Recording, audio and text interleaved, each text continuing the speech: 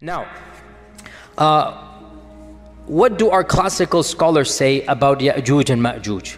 So, firstly, is the term Arabic or is it non-Arabic? Our scholars, some of them said that the term is Arabic and it comes from ajja. Ajja ya'ujju ajjan. So, ajja means to kindle fire. Ajja means when the fire spurns outwards.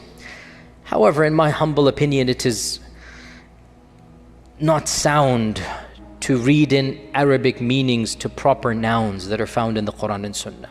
Because Arabic is a language that has come, in the time of our Prophet, it reached its pinnacle, but it wasn't around 10,000 years ago. It was another language back then. If you know the study of linguistics, if you know languages evolve. Languages are things that are fluid. Language never stays the same. It is something that comes and goes, and all languages are interconnected in the great family of languages, and you have these, language bundles, if you like, the Afro-Asiatic language, the Semitic and Hebrew languages, the Romance languages. You have these language bundles that are all interconnected, and interestingly enough, footnote here, they all go back to one language. There is the mother of all languages. And why are we talking about languages? Let's get back to Ya'juj and Ma'juj. So, they say that Ya'juj and Ma'juj goes to Arabic, and I say, I'm not buying it. It's a classical noun. It has very little to do with Arabic. As well, the term Ya'juj and Ma'juj is found in pre-Islamic literature, Gog and Magog. It is found, it is pre-Islamic, Gog and Magog. And it is mentioned in the Old Testament, Gog and Magog,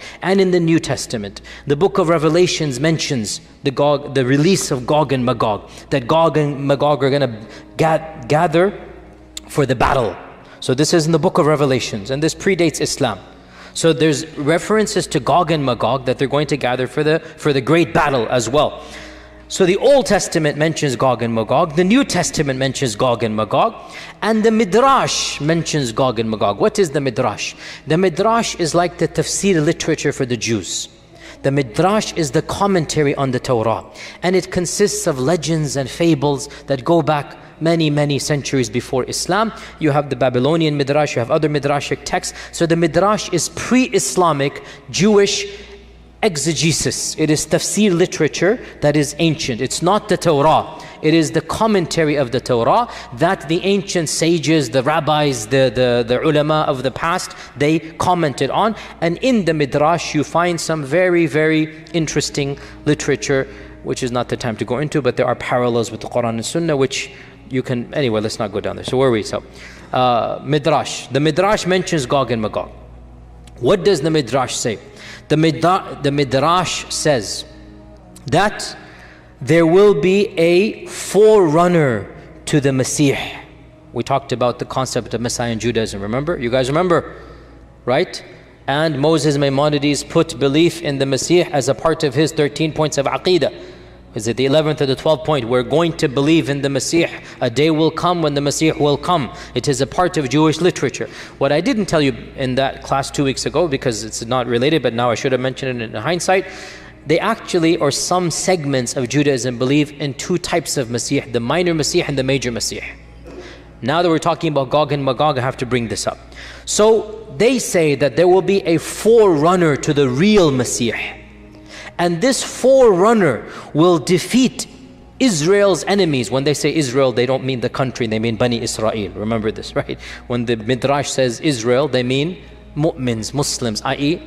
Jews from their perspective, you understand, they don't mean the country. So they say that this Jewish messianic precursor, the minor Messiah, will defeat Israel's enemies, Gog and Magog, and then the real Messiah will come, and then judgment will take place, and then the righteous will be rewarded, meaning with Jannah, if that's their reward. Now, this is interesting because this is Midrashic literature, and it mentions two figures. And it mentions Gog and Magog, and it mentions Judgment Day, all in the same paragraph. Allahu A'lam, we have the Mahdi, we have the Messiah, we have Gog and Magog, we have Yawm al-Qiyamah, all in the same paragraph as well. We find those things. Now, I did mention briefly there are two ways to interpret these things. If you're a secular, agnostic, atheist, if you're a person who believes in history and not God, then you will say, look, Muslims, Jews, they are taking from one another, right? And that's the standard interpretation of modern day academics. The Great Flood is a myth that transcends all civilizations according to modern historians. As I had mentioned, I think earlier, the Great Flood is a myth. I'm saying as a secular historian, it is a myth that transcends all civilizations. Every civilization believes in a Great Flood. You can analyze this and say, okay, this means it's a common folklore literature. The Old Testament has it, the Quran has it, native Indians has it, the Aborigines have it. So there is a myth of a Great Flood. Or you can flip it around 180 degrees and you can say the reason why all of these civilizations have the myth of the Great Flood is because it's not a myth, it's a fact. You can flip it around, and that's what we would do. So the fact that the Midrash mentions the pre-Messiah, Gog and Magog, the Messiah, Qiyamah, and Islam mentions it, could be the source is the same. Maybe that's why there's so much parallel between the two. So Gog and Magog is mentioned, we said, in the Quran and Sunnah. It is mentioned in the Old and New Testament. It is mentioned in Midrashic literature. How have our historians understood Gog and Magog, Ya'juj and Ma'juj? Ibn Kathir mentions, let's try to finish this up today because I don't want to go too late. Ibn Kathir mentions that Ya'juj and Ma'juj are from the children of Adam. They are Bani Adam. They are not an alien species. They are flesh and blood like us.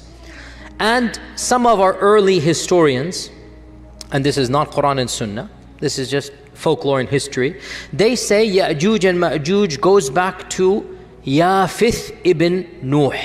Yafith ibn Nuh. Now, this motif is biblical and it is found in the Tabi'un. It's not in the Quran and Sunnah. It is biblical and we find it in our early history. And that is that Noah had 3 sons.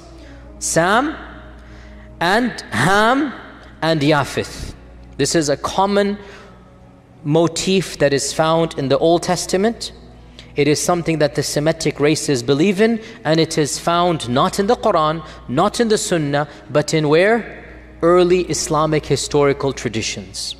Which is why we don't necessarily have to believe in it. If it was the words of Allah and His Messenger, سَمِعْنَا وَأَطَعْنَا.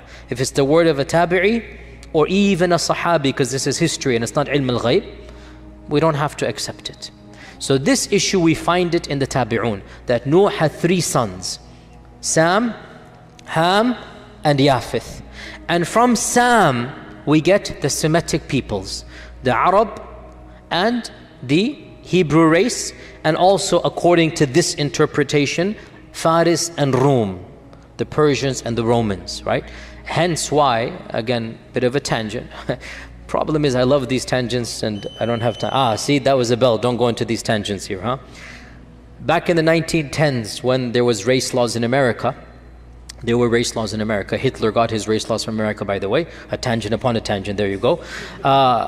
There was a problem. How do we classify Arabs? How do we classify Arabs? How do we classify Desi log? A Hindu sued in the Supreme Court. And he argued, I'm not making this up. You can look this up, a famous case. I forgot the title. Singh versus this. No, it wasn't Singh. I'm joking. That was just a joke. That was a scrap that. But it was a Supreme Court case. Supreme Court case. And he argued that he is. What do you think he argued? Aryan. Very good. Yes. Very good. Exactly. He argued he's Aryan. Aryan mean Caucasian. In fact, he said, I am the Asli Aryan. You guys are Naqli Mal. I'm the real guy. And he used these race theories, and from this as well, Middle Easterners said, well, we are Caucasians. We are the descendants of Sam. They brought in the Bible. We are this. So this is now a theory that they had.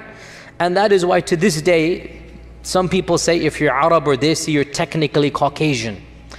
And in fact, all of this is a little bit antiquated, to be honest. These views and whatnot, they don't add up scientifically. So all of this is anyway. But the point is, this is the notion that Sam is Semitic. And Ham is the father of the Barbar and the Qibt and the Sudan. So African peoples, Ham.